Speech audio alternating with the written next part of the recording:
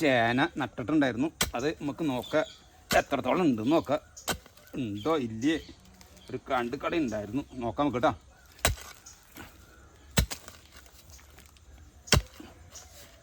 ഉണ്ടെന്ന് തോന്നുന്നു കേട്ടോ, കണ്ടെന്നായി തോന്നുന്നുണ്ട്. നോക്കാം നമുക്ക്. ചെന്നല്ലേ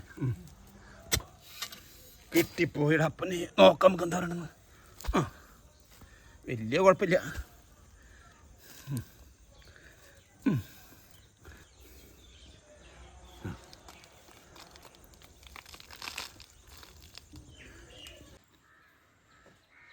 ഇന്ന് ഞാൻ ചെയ്യാൻ പോകുന്നത് എന്താണെന്ന് വെച്ച് കഴിഞ്ഞിട്ടുണ്ടെങ്കിൽ ഞാൻ ചേന നടാനുള്ള പരിപാടിയാണ്. അപ്പോൾ ചേന നടേണ്ട ടൈമൊക്കെ ആയിട്ടുണ്ട്. അപ്പോൾ നമുക്ക് ഇന്ന് ചേന നടുന്ന ഇതാണ് ഞാൻ നിങ്ങളെന്ന് വീഡിയോ ആണ് നിങ്ങളെ ഞാൻ ഒന്ന് കാണിച്ചു തരുന്നത് കേട്ടോ. നമുക്ക് ചേന ഒന്ന് എടുക്കാം. അപ്പോൾ അതെ ഈ ചേനയാണ് ഞാൻ നടാനായിട്ട് എടുത്തിട്ടുള്ളത് കേട്ടോ. അപ്പോൾ അതെ നമ്മൾ നടേണ്ട ടൈമായപ്പോൾ ഇതിൻ്റെ കൂമ്പൊക്കെ വന്ന് തുടങ്ങിയിട്ടുണ്ട്. അപ്പോൾ ഞാനിതിലിപ്പോൾ ഈ ചേനനെ 4 പീസാക്കാനായിട്ടാണ് ഞാൻ ഉദ്ദേശിക്കുന്നത്. വേണമെന്നുണ്ടെങ്കിൽ നമുക്ക് 4 or 6 പീസൊക്കെ ആക്കാം. പക്ഷേ അങ്ങനെ ഉദ്ദേശിക്കുന്നതിന് മുമ്പ് നമ്മൾ എത്ര പീസ് എടുക്കണമെന്നുണ്ടെങ്കിൽ ആ പീസ് കണക്കാക്കിയിട്ട് വേണം നമ്മൾ മുറിക്കാനായിട്ട്. അപ്പം മുറിക്കുമ്പോൾ എന്താണെന്ന് വെച്ച് കഴിഞ്ഞിട്ടുണ്ടെങ്കിൽ ഈ മുനപ്പ് എല്ലാ പീസിലും വരും വേണം. അപ്പോൾ അത് കണക്കാക്കിയിട്ട് വേണം നമ്മൾ ഇതാണ്ട് ഈ റൗണ്ട് ഇതിലാണ് നമ്മുടെ ചേനയുടെ മുള വരുന്നത്, വേരും പിടിക്കുന്നത്. അപ്പോൾ അതിൻ്റെ പേരിൽ ഈ നമ്മൾ മുറിക്കുമ്പോൾ എല്ലാ പീസിലും ഇത് വരണം കേട്ടോ. അപ്പോൾ ഈ ചേന നമുക്ക് മുറിച്ചെടുക്കാം കേട്ടോ. ഞാനിപ്പോൾ എന്തായാലും 4 പീസാണ് ഉദ്ദേശിക്കുന്നത് കേട്ടോ. കാരണം പിന്നെ ചേന മുറിച്ച് നടുമ്പോൾ എന്തായാലും മാക്സിമം ഒരു കുഴപ്പമില്ലാത്ത രീതിയിൽ ഉള്ള പീസ് ഉണ്ടെങ്കിലാണ് നല്ല ചേനയായിട്ട് കിട്ടുക. അതായത് ഏതാണ്ട് ഒരു 1 കിലോ അല്ലെങ്കിൽ 3/4 കിലോയിൽ 1 കിലോ ആയാലും കുഴപ്പമില്ല. അതിന് കുറഞ്ഞു കഴിഞ്ഞാൽ നടന്നുകൊണ്ട് കുഴപ്പമില്ല. ഈ നമ്മുടെ അതിന് വിളവിന് കുറച്ച് ബാധിക്കും. അതിൻ്റെ പേരിലാണ് ഞാൻ എന്തായാലും ഇത് 4 പീസാക്കി നടാനായിട്ട് മുറിക്കാട്ടോ. നമുക്ക് ഒറ്റയ്ക്ക് മുറിക്കാൻ പറ്റുകയാണെങ്കിൽ അങ്ങനെ മുറിക്കുക, അല്ലെങ്കിൽ പിന്നെ ഇതേമാതിരി മുറിക്കുക. മുറിച്ച് കഴിഞ്ഞിട്ട്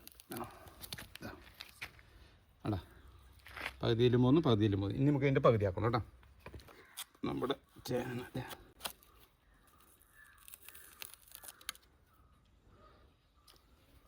2 കഷ്ണം നമ്മൾ മുറിച്ചാണ്ട് 2 കഷ്ണം കൂടി മുറിക്കാം. 1 കഷ്ണം കൂടി മുറിക്കാണ്ട്.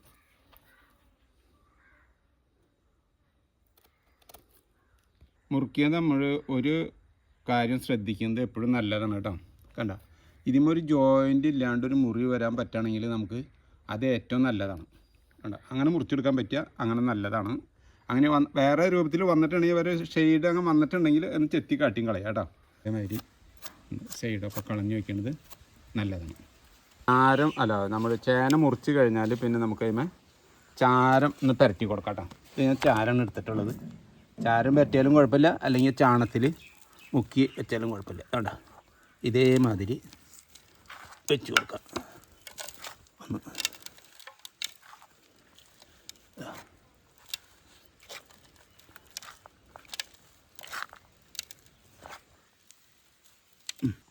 ഇതേമാതിരി ചാരം ഒന്ന് ഇതാക്കി കൊടുക്കാം കേട്ടോ.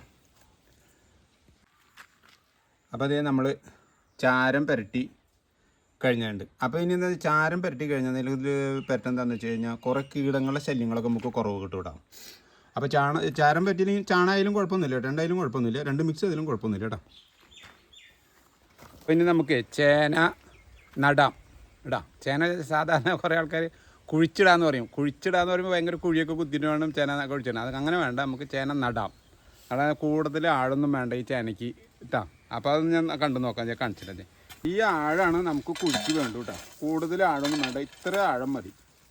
അതേമാതിരത്തെ ആഴം എടുക്കാം കുഴിക്കിട്ടോ. എല്ലാ കുഴി ചെറുതായിട്ട് എടുത്താൽ മതി, അല്ലാണ്ട് വല്ലാണ്ട് കുഴി എടുത്ത് കഴിഞ്ഞിട്ടുണ്ടെങ്കിൽ.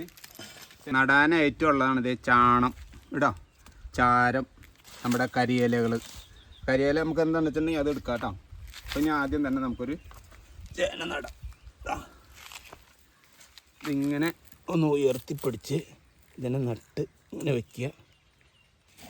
അപ്പം ഞാൻ അതിൻ്റെ പേരിൽ കുറച്ച് കരയിലിട്ട് കാണിച്ച് ഇങ്ങനെ മൂടുന്നുണ്ട് ചെറുതായിട്ടാ.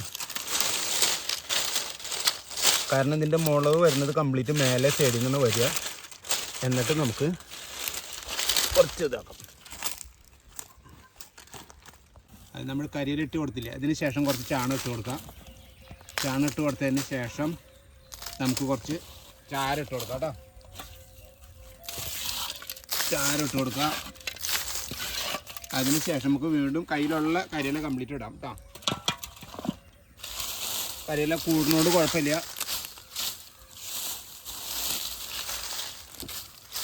4 കുഴിയിലും ചേന നട്ട് കഴിഞ്ഞു കേട്ടോ. അത് കഴിഞ്ഞിട്ട് നമുക്ക് ചെറുതായിട്ട് ഇനിയിപ്പോൾ ഇതിൻ്റെ തടത്തിൻ്റെ സൈഡിലേക്ക് ഈ കരിയിലേരെ മേലേക്കാട് കുറച്ച് ശേഷം മണ്ണുകൊണ്ട് ഒതുക്കി കൊടുക്കാം. ഇതേമാതിരി കൊണ്ട് ഒതുക്കി കൊടുക്കാം.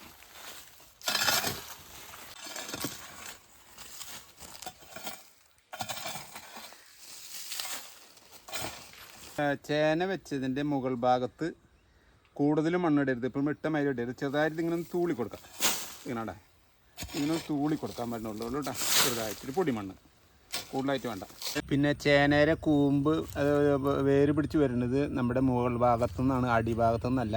അപ്പോൾ അതിൻ്റെ പേരിൽ മുകൾ ഭാഗത്ത് നമുക്ക് അരിയിലിട്ടതിന് ശേഷം മാത്രം ചാണകം ചാരം എന്താ നമ്മുടെ വളം വെച്ചാൽ അത് ഇട്ട് കൊടുത്താൽ മതി കേട്ടോ. അപ്പോൾ അതാണെങ്കിൽ ഏറ്റവും നല്ലത്.